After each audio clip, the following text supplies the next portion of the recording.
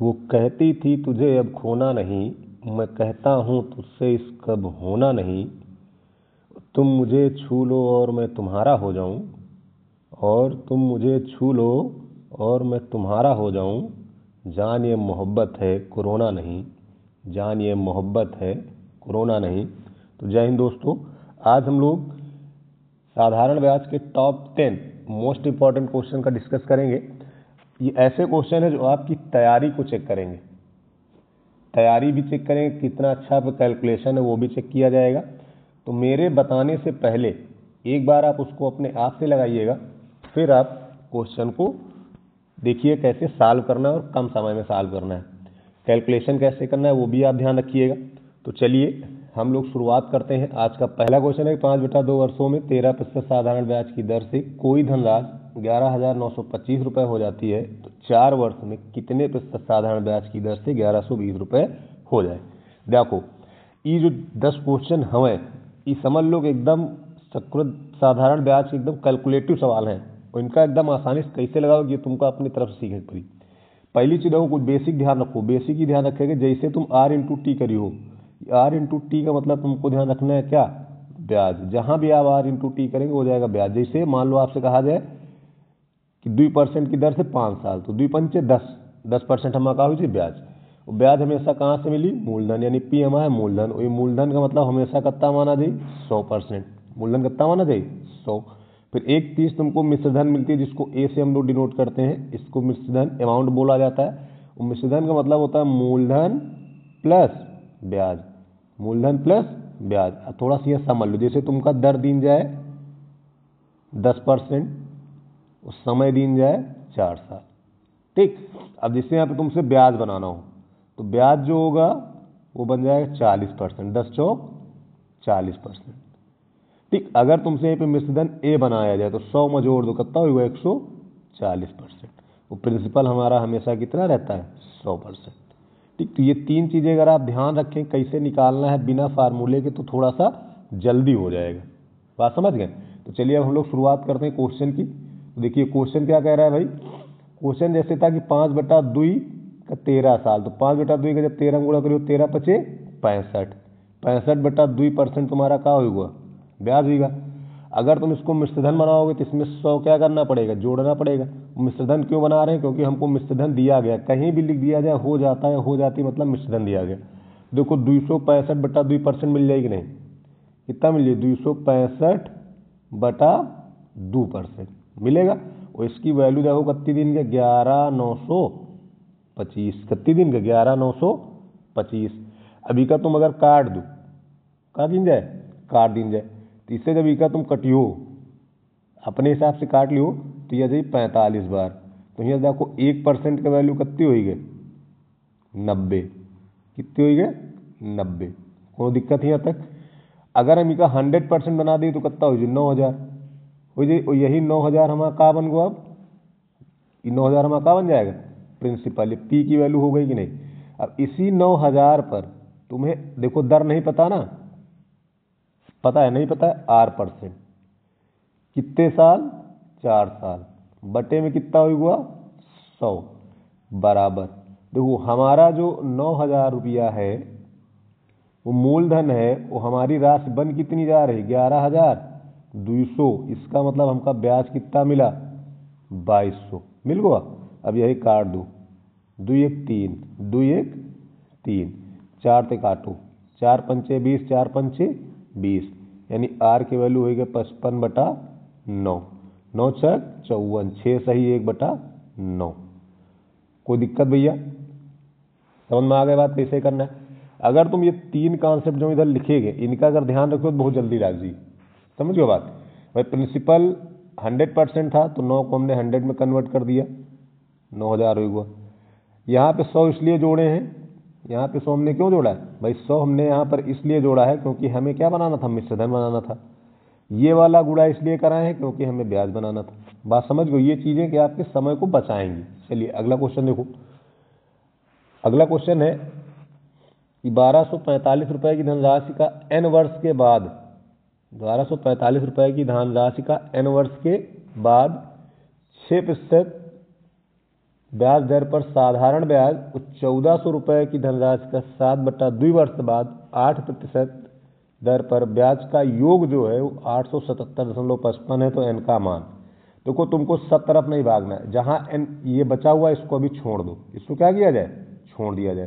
तुम सीधे 1400 पहिया 7/2 वर्ष का 8% निकाल लो।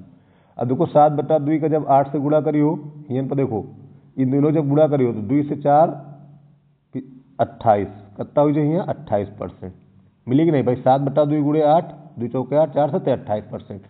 28% होगा ब्याज, और तुमका ब्याजे दीन गए तो 1400 का क्या परसेंट निकाल दो, 28%। 1400 का कितना परसेंट निकाल दिया जाए, 28%। तो 0 0 कट गए। अब हमारे पास होगा अगर 14 गुणे 28 यानी कितना बन गया, 392। अब बताओ टोटल ब्याज रहा कितना है, टोटल ब्याज है 877.55। इमा से 392 जो है वो 1400 रुपया की राशि पर होगा। तो हमारे पास ब्याज बचा कितना, कितना बचा भाई, यही तो बचा 485.55। अब ये 485.5 जो बचा है ये किस राशि के लिए बचा है, 1245 वाले के लिए। तो यहाँ पे लिख लो 1245 पर कै परसेंट, 6%, यानी 6/100 ये तो मिलेगा। अब n नहीं पता है तो n पड़ा रहने दो, वो बराबर कितना हो गया, 485.55। अब देखो इधर का जो दशमलव घटित नीचे 2 जीरो बढ़ी है कि नहीं, तो ये 2 जीरो का होगी, कट गई। कोनो समस्या ही है तक, इतना क्लियर होगा। अब इसको जब आप हल करेंगे तो n बराबर तुमको मिल जाएगा 6.5। ठीक है, सॉल्व आप अपने आप कर लीजिए कैसे काटना है, 6.5 आपका आंसर हो जाएगा। क्लियर, इतने साल में ये धन आपको मिल जाएगा, क्योंकि कम समय में आपको प्रैक्टिस करनी, तो आप जो काटने वाला काम है वो अपने आप करिए। ठीक है, चलिए अगला क्वेश्चन देखिए।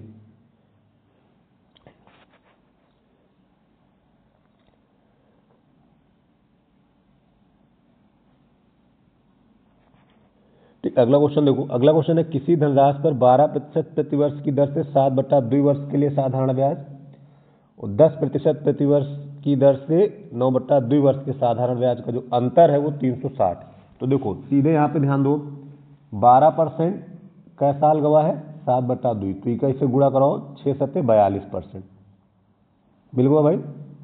अब 9/2 है, वो इधर कै परसेंट है, 10% है, तो 9/2 का जब 10 से गुणा करी हो तो 9 पचे 45% आ जी। तो बताओ इनका अंतर दीन का अंतर कितने का है, 3%, और 3% का वैल्यू कितनी दीन का, 360। तो बताओ 1% का वैल्यू कितनी हुई जी, 120। अब अगर 1% 120 है तो तुमसे पूछिस का धनराशि मतलब प्रिंसिपल, प्रिंसिपल ऑलवेज 100%। तो 100% की वैल्यू कितनी हो जाएगी, 12,000। बात क्लियर हुई, कोनो दिक्कत हो तो बताओ भाई, समझ में आ गई कि नहीं बात। तो ऐसे करेंगे तो हम लोग का डायरेक्ट होगा, नहीं फिर वही आप एक्स मानेंगे तो समय ज़्यादा लगेगा। अगला क्वेश्चन देखो, कह रहा है वीरू के ने 5% साधारण ब्याज की दर पर 10,000 रुपये निवेश किया और 2 साल बाद जय ने 10% साधारण ब्याज की दर पर 8,000 रुपये निवेश किया। तो वीरू के निवेश से कितने वर्ष बाद दोनों की राशियाँ बराबर हो जाएंगी। किसके निवेश से पूछ रहा है, वीरू के। देखो दो तरीके हैं, एक मैं आपको पहले एक्स वाला बता दे रहा हूँ। राशियाँ बराबर हो, राशियाँ बराबर होने का मतलब हमें क्या बराबर करना है, मिश्र धन। तो मिश्र धन बराबर करने के लिए देखो पहले वीरू का लिखते हैं, मिश्र धन बराबर क्या होगा, मूलधन प्लस ब्याज। ब्याज किस पे मिलेगा, इसी 10,000 पर ही तो मिलेगा। 10,000 का कै परसेंट, 5%। समय नहीं पता, टी मान लो, बटे में कितना होगा, 100 होगा। क्लियर। अब आगे देखो, ये बात तुम्हारी किसकी है, वीरू की। अब अगर हम जय की बात करें तो जय की जब बात करेंगे तो जय की राशि कितनी है, 8,000। ये इनका हो गया मूलधन। अब इसमें ब्याज जोड़ो तो ब्याज क्या होगा, मूलधन पर कै परसेंट लेना है, 10% लेना है। समय की जानकारी लेकिन इतना पता है कि जैसे 2 साल बाद आए तो इनका 2 साल बाद तक रहेगा, ये हो जाएगा। बटे में कितना होगा, 100 होगा। देखो इससे ई 2 जीरो से ई 2 जीरो का हो जाए, कट जाइए, यान ई दुई जीरो से ई जीरो कट जाए, वो दोनों है का बराबर। इतना क्लियर होगा। अब जब दोनों बराबर है, ध्यान दो, 8,000 इधर जाई तो ई में घट जाई, बची कितना 2,000। ठीक, यहाँ बचा 500 टी, यहाँ देखो 80 10 800 होगा, 800 टी, तो 500 टी इधर आई तो घट जाई, यहाँ पर होगा 800 टी माइनस 500 टी। अब देखो यह यहाँ माइनस का 2 है ना, तो ये माइनस का 1600। ठीक, यह यहाँ 800 गुड़े 2 1600, ये 1600 इधर जाए का हो जाए जुड़ जाए, तो कितना हुआ 3600। तो 3600 बराबर कहीं के हुआ 300 टी के। किसके हो गया 300 टी। 2 0 खत्म, 12 आई 36, यानी कि टी बराबर कितना होगा 12। तो वीरू की तरफ टी माने रहे तो वीरू की तरफ से क्या होगा 12। अगर तुम जय की तरफ से मानते तो टी -2 यानी 10 होता। क्लियर, बात समझ में आ गई। अभी का अगर हम डायरेक्ट लगाई तो आपको डायरेक्ट कैसे लगी,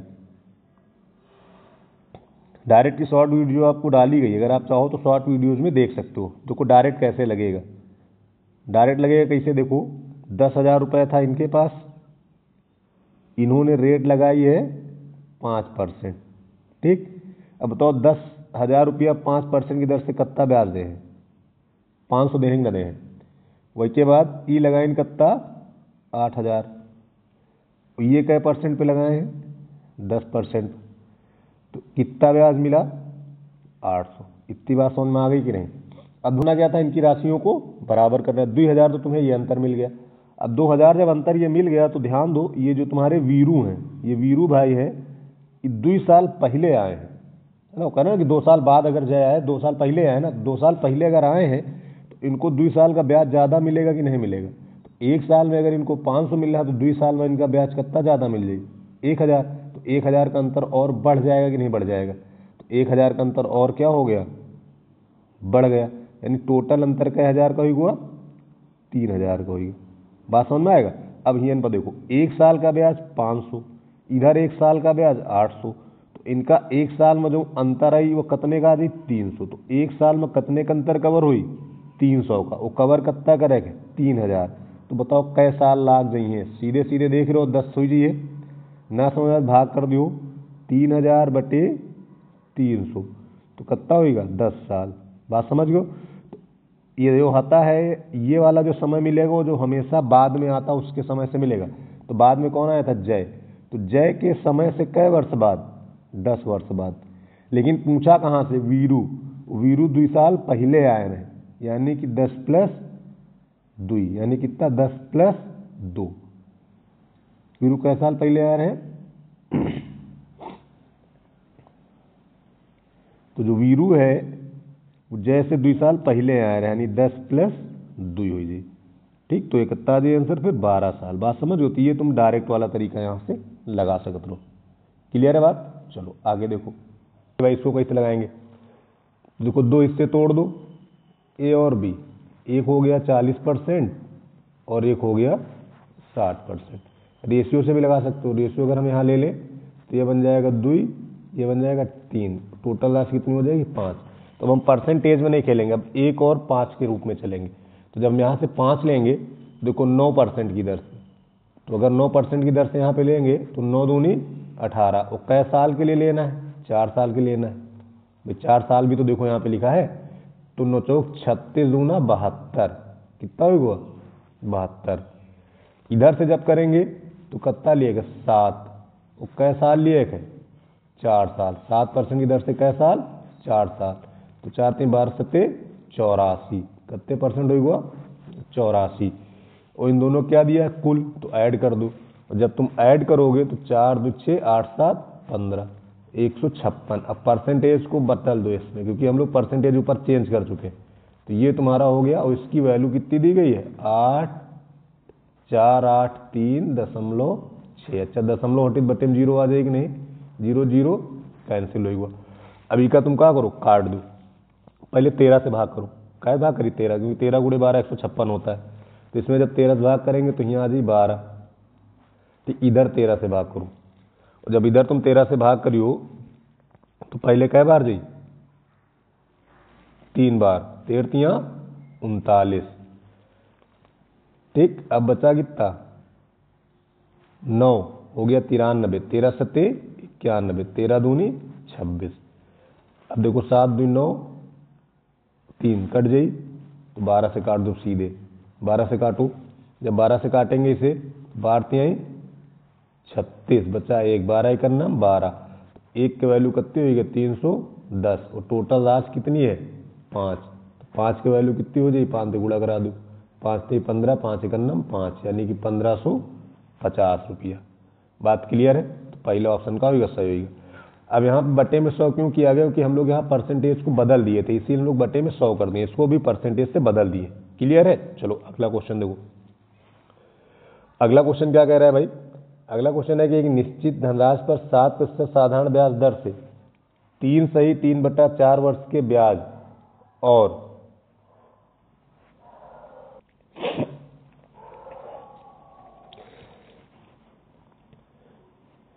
धनराशि के 3/4 हिस्से पर 6% साधारण ब्याज दर से 4 वर्ष के ब्याज से इतने रुपया का अधिक है। तो ध्यान दो, बहुत अच्छे समझो।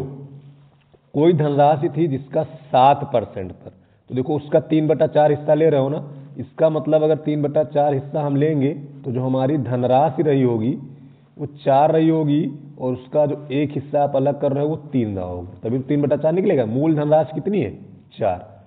अब हमें वैल्यू 4 की निकालनी है, तो इस 4 पर तुम कै परसेंट ले रहे हो 7%, और कत्ता ले रहे हो 3 सही 3/4, 3 सही 3/4 मतलब 4 3 12 3 15/4, तो इस पर तुम लोगे कै परसेंट 7%। और कितने समय के लिए 15/4, देखो 4 से 4 कट जाइए, 15 सत्ते 105 हुई जी, इतने पर। ठीक, कोनो दिक्कत। इधर देखो 3 पर हमें कितना लेना है 6%, कितने समय के लिए लेना है 4 के लिए, 6 चौक 24 तिया 72। इतनी बात समझ में आया कि नहीं। इन दोनों का एक अंतर, तो कितना होगा 33।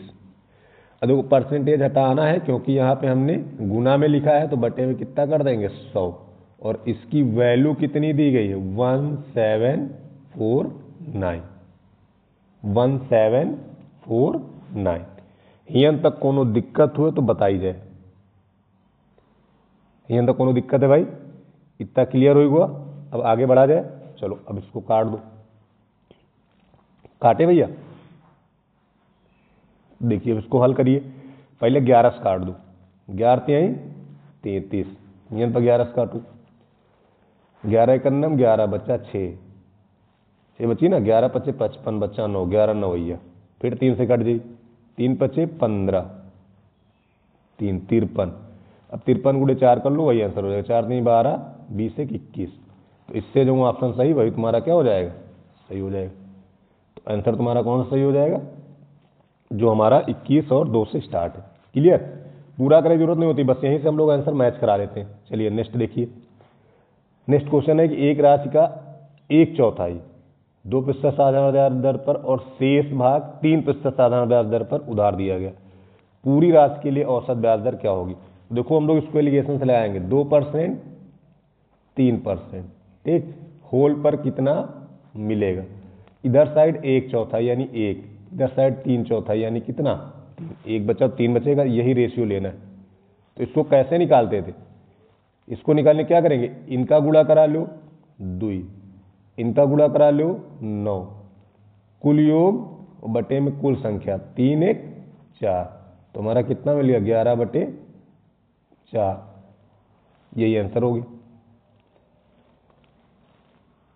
सही सही बटे मिल गया, 11 दूनी 4 दूनी 8, 3/4, ये हो गया संयुक्त। कोई दिक्कत भाई, एलिगेशन से इसको बना देंगे, बहुत आसानी से लग जाएगा। बात समझ में आ गई। अगला क्वेश्चन देखो। अगला यह है कि जनवरी के महीने में 3500 रुपये में से रानी 1500 रुपये 4% वार्षिक ब्याज की दर से, 1500 रुपया कितने की दर से 4%। तो ये बताओ 1500 की रुपया जब 4% की दर दें तो 15 चौको 60, क्या रुपया ब्याज मिल जाएगी 60 रुपया। 1000 रुपये 3% वार्षिक ब्याज की दर से, तो 3% की दर से जब तुम 1000 ले हो तो 30 रुपया मिल जाए, तो टोटल ब्याज तुम्हारा कितना होगा 90 रुपया होगा कि नहीं। कोई दिक्कत यहाँ तक। अच्छा राशि कितनी निकली गई, तो देखो यहाँ से 1500 निकला है, यहाँ से 1000 निकला है, यानी राशि कितनी निकल गई, 2500 निकल गई। कोई दिक्कत है? टोटल राशि थी कितनी, 3500। तुम्हारे पास राशि बची कितनी है अब, 1000। यही तो शेष बची है। तुमसे ये पूछेगा शेष पर कितना परसेंट लें। ठीक, तो अब ध्यान दो, टोटल ब्याज कितना है। दो क्वेश्चन ऐसे लिखा, देखो यहाँ पे टोटल ब्याज तुमको दे दिया है 175, यहाँ नहीं दिया तो यहाँ निकालेंगे इसका 5%। इसका 5% निकालोगे, देखो 50 25 और 15 तो 17, 175 है। आई टोटल ब्याज होना चाहिए 175, हमें मिला भी कितना है, 90। तो कितने का अंतर बचा है भाई, यहाँ से निकाल लो, 85 का। कितने का अंतर बचा है, 85 का। तो 1000 पर r/100 का वैल्यू कितनी हुई चाहिए, 85 हुई चाहिए। 2 जीरो खत्म हो गए, एक अंक बाद दशमलव लगा दो, 8.5% तुम्हारा आंसर हुआ। कोनो दिक्कत भाई, बहुत आसान सवाल है। तो ये था तुम्हारे आज के टॉप 10 क्वेश्चन साधारण ब्याज की, जो थोड़ा सा कैलकुलेटिव लगे होंगे आपको, लेकिन एक दो बार आप जब आप प्रैक्टिस करेंगे तो ये थोड़े से आसान हो जाएंगे। बात क्लियर है? तो आज की क्लास यहीं तक, बाकी की हम लोग की मुलाकात होगी कल। थैंक यू, जय हिंद, जय भारत।